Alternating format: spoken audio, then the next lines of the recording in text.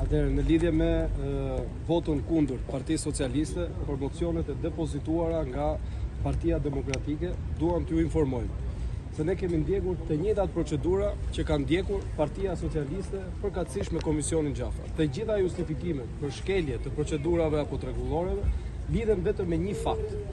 Ne kishim bërë një mocion për lidhjet e krimit organizuar me këtë qeveri dhe është normale që Taulant Balla, zëdhënësi më i epur i krimit organizuar, refuzon që të bëhet një mocion me debat për këtë çështje sepse aty do të dilte emri i tij siç ka dalur te Sky Encrociata.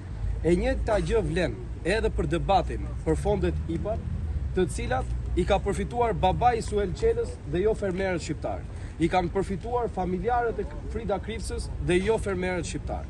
Për çdo qytetar që sot po ndjek këtë seancë parlamentare, i gjithë ky debat dhe e gjithë kjo përpëlitje e qeverisë nëpërmjet zëdhënësit krimit Taulant Balla ka të bëjë vetëm me fshehjen e marrëveshjeve që kjo qeveri ka me krimin organizuar, që lidhen në mënyrë direkte me varfërinë dhe pamundësinë e shqiptarëve sot qoftë edhe për të blerë një apartament, sepse aty kartelet e drogës, të cilat i sjellin këta në parlament, kartelet e drogës pastrojnë parat pikërisht në fushën e ndërtimit.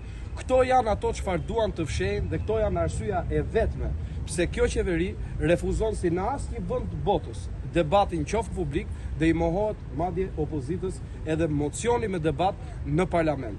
Taulant Balla, Edi Rama, të gjitha duhet japin llogari se çfarë marrëveshjesh kanë bërë me krimin organizuar, sepse është emri tyre që del te Sky Encrociata, edhe se kush është i gjati që jep leje dhe që cakton edhe arkitektët siç del në dosjet e skapit që vetë kanë ndërtuar.